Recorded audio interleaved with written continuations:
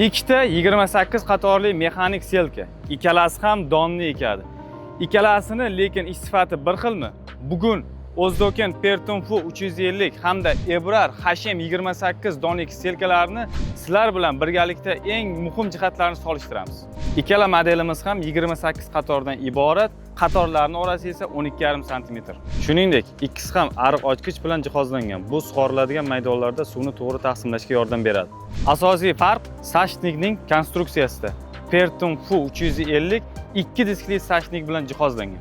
Disklar egat ochadi, urug' joylashtiriladi, keyin esa zichlovchi g'ildiraklar tuproqni bosib, urug' bilan tuproqning yaxshi kontaktini ta'minlaydi. HM28 da esa bir diskli sashnikdan foydalanilgan.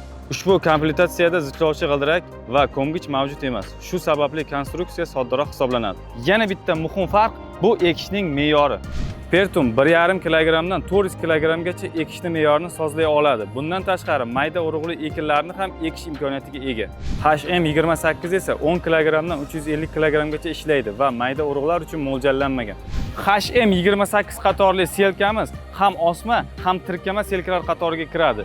80-60 dan yuqori traktorlar bilan bemalol ishlay oladi. Pertum 350 selkamiz esa osma selkalar qatoriga kiradi, 140-60 dan yuqori traktorlar bilan bemalol ishlay oladi. Qisqacha qilib aytganda, soddaroq konstruksiya kichik quvvatli traktor uchun kerak bo'lsa, Ebrar HM28 eng yaxshi tanlov. Ko'proq funksiya bajara oladigan, mayda urug'lar bilan kengroq ishlash imkoniyatini beradigan selka qidirgan bo'lsangiz, Pertunfu 350 eng yaxshi tanlov. Batafsil ma'lumotni olish uchun pastdagi telefon raqamlariga bemalol bog'lanishingiz mumkin. Yana ham to'liqroq ma'lumotni siz uchun beramiz.